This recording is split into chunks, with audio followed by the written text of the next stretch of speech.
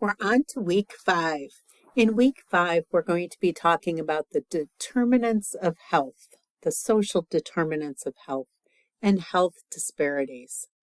So when you click on, you have this video that you're watching.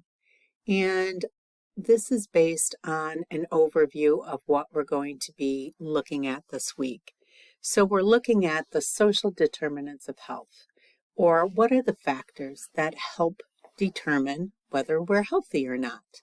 These include factors that we are born with, such as race, genetic factors. It includes individual lifestyle factors, like whether or not we exercise, the diets that we eat, whether we smoke or vape, those kind of things. Social support, whether we have the support of others and in our community to cope with whatever arises, and socioeconomic, cultural, and environmental conditions. I'm going to talk about that in a little bit. We are also going to discuss key connections between health and equity, and how equity differs from equality, and they both differ from justice.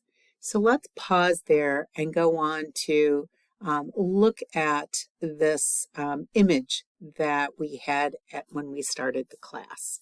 So at the top, there's the words equality, equity, and justice. So we know equality means equal treatment. So the same type of support. So as we look at this picture of 3 individuals watching a soccer game, we know that there's a barrier for each one of these individuals, and that barrier is the fence. Let's do that again so that the phone doesn't interrupt. So we have a barrier for everyone, right? And then we all give them the same supports, this box, to help them see over the barrier, the fence. But we know that the gentleman here didn't even really require this support, this box. He could see the game just fine without it. We also see another individual who probably could not see much, if any, of the game without that support. And then we see another individual who, with the same support, that's equality, equal for all, equal treatment, still can't see the game. So that's equality. Equity is the word you want to remember is fairness. So everyone gets the support that they need. It's not equal, as you can see that there's 1 box here and 2 boxes for the last person, none for the first. So it's not equal treatment. Everyone benefits from the same supports. In equity, it's fairness. Everyone gets what they need. So this individual, again, didn't need a box. This one needed 1. And in order to see, this individual needed 2 boxes. So that's equity. I think we pretty much probably already have equality and equity down. But justice is different. The cause of the inequity was addressed. So we had a fence you couldn't see through. So now we don't need extra support. We removed the barrier. That's justice. And now everyone can see the game without supports or accommodations. It was made available to all. So the cause of the inequity was addressed. And another way of looking at it is the systemic barrier has been removed. So that's the best way to keep these 3 terms in your head as far as when we're looking at social determinants of health. So we're also going to look a little bit more at defining the social determinants of health. So let's click on another document here. What are they? Well, there's 5 social determinants of health, SDOH. But social determinants of health are the conditions in the environment where people are born, where they live, learn, work, play, and worship, as well as age that can affect a wide range of health functioning and quality of life outcomes. But we're really looking at social determinants of health with these five. So economic stability. When you look at economic stability, we're looking at socioeconomic status. What does socioeconomic status include? How much money? What's your income? What's your occupation, whether you're employed or not, and whether you have what is your occupation? You know that different occupations have different amounts of money that you can earn from those occupations. And what is your education? So when you talk about socioeconomic status, we're talking about income, your occupation, and your education. And we know that 1 out of 10 people live in poverty in the US. So we know that there is instability in economic status. That is a big indicator or a big part of social determinants of health. Education, whether you have access to education, just as access to higher education, or even for elementary and high school, what school districts you're in, healthcare access and quality, whether you have access to healthcare, whether you're insured, whether you're on Medicare, Medicaid, or uninsured, and the quality of care, especially if you're in a rural area.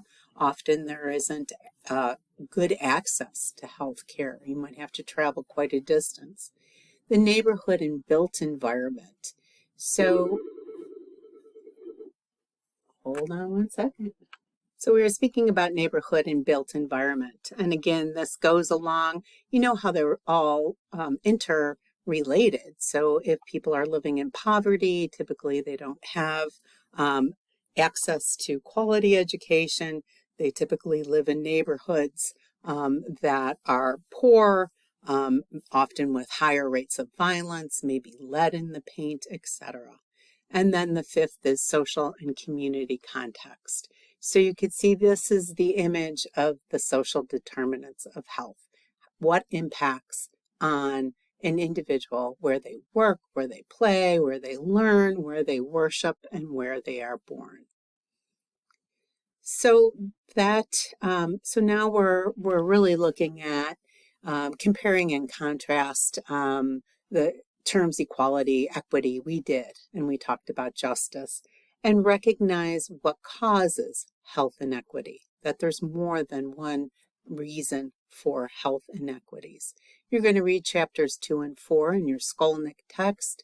You're going to watch some videos, and you are going to do both a discussion board post with no reply, your quiz based on the readings, and then submit your opposing viewpoints paper.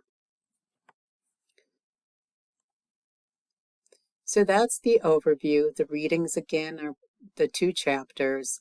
This is a video, another short video on the social determinants of health that will give you a little clearer understanding and offer you some additional information I was trying to go over quickly. Quiz 5, again, based on your readings. It's going to have 7 multiple choice questions, 1 short answer. Once you click, you must complete the quiz within an hour of beginning. So it is timed out at 1 hour. But again, if you have your book and you've read, you should be able to complete that well within that time. Then you're going to watch a video, because in this course, we're also going to be looking at healthcare systems. So we're going to be looking and starting, if you click on here, is the U.S. healthcare system the best or least effective system in the modern world? So we're going to be looking at our own healthcare system. And then your discussion board post, briefly summarize the information found in this documentary. I want to make sure that you're able to listen and process the information, because it's very important. I want you to answer that question. Is the U.S. healthcare system the best or least effective in the modern world? No replies to your classmates are required. because gives you some time to finish off your opposing viewpoints paper and submit your assignment here.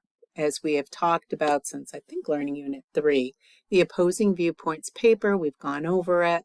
You've known that it's going to be due, and now's the time. It's due this week, Learning Unit 5, and that will complete one of your bigger assignments early on in the semester. So, and if you need to review it again, go back to Learning Unit number 3, and the video is all the information that you need. Or you can go to the Start Here tab as well and see the assignments. So that's it for this week, and I hope you have a good one.